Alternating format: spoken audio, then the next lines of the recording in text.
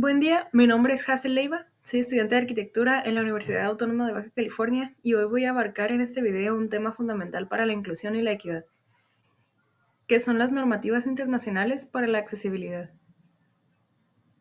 Para comenzar, debemos saber que la Convención sobre los Derechos de las Personas con Discapacidad es un tratado internacional adoptado por las Naciones Unidas en 2006.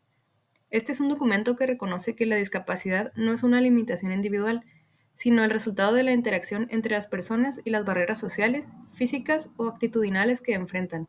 Según la ONU, tenemos que el propósito de la Convención es promover, proteger y asegurar el goce pleno y en condiciones de igualdad de todos los derechos humanos y libertades fundamentales por todas las personas con discapacidad y promover el respeto de su dignidad inherente. Esto incluye combatir la discriminación, fomentar la participación activa en la sociedad y eliminar obstáculos que impidan su autonomía. Según la Convención, la accesibilidad es la condición que deben cumplir los entornos físicos, el transporte, la información, las comunicaciones y los servicios para que todas las personas, independientemente de sus capacidades, puedan utilizarlos de manera autónoma y segura.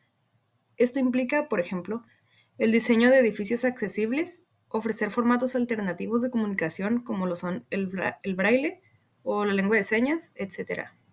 Las normas uniformes para la igualdad de oportunidades, aprobadas por la ONU en 1993, definen la igualdad de oportunidades como la posibilidad de que las personas con discapacidad participen activamente en todos los ámbitos de la vida, ya sea educativo, laboral o cultural. Las normas uniformes proponen que la accesibilidad se logre a través de dos vías. La primera es el diseño universal, donde se crean entornos, productos y servicios que sean utilizables por todas las personas sin necesidad de adaptaciones posteriores. Y la segunda son los ajustes razonables, que buscan implementar modificaciones específicas cuando sea necesario, como proporcionar intérpretes de lengua de señas o adaptar puestos de trabajo.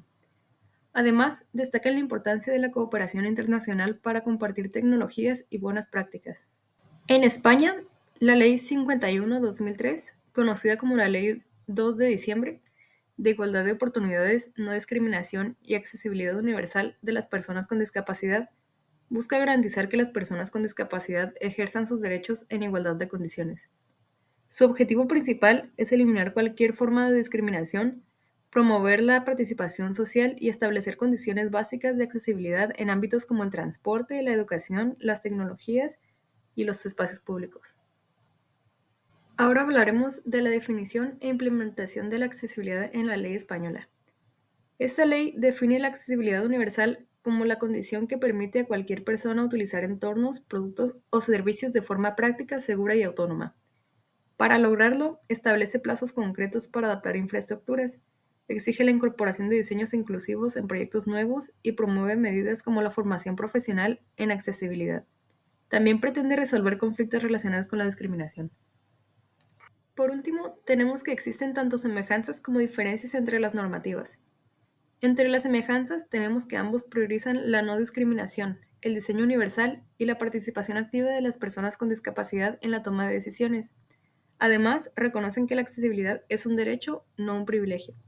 Por otro lado, presentan diferencias, como el hecho de que la Convención y las normas uniformes tienen un enfoque global de directrices amplias, mientras que la Ley 51/2003 es más específica, establece plazos detallados y modificaciones legales, como en la Ley de Propiedad Horizontal, y crea instituciones nacionales, como el Observatorio Estatal de la Discapacidad. En resumen, tanto los acuerdos como las leyes nacionales pretenden transformar sociedades para un futuro más justo e inclusivo. Aquí dejo las fuentes de donde obtuve la información. Esto es todo por mi parte y gracias por su atención.